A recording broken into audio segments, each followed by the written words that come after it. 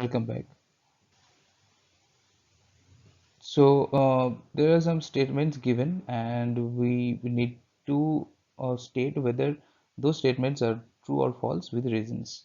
So the first statement is during rolling, the force of friction acts in the same direction as the direction of motion of the CM of the body.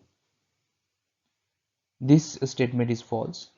Friction also opposes the relative motion between the contacted surfaces. In the case of rolling, the CF is moving in backward direction, thus the frictional force is directed in the forward direction.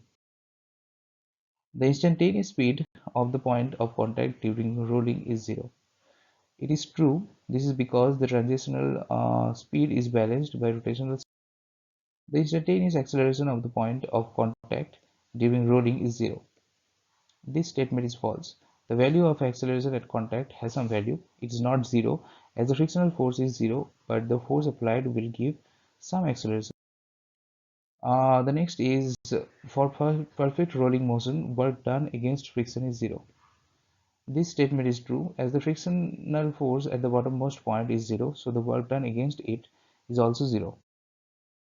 The next statement is a wheel moving down a perfectly frictionless inclined plane will undergo slipping, not rolling motion. This is true. Since it is a frictionless plane, so the frictional force is zero, thus torque is not generated. This results in slipping, not rolling.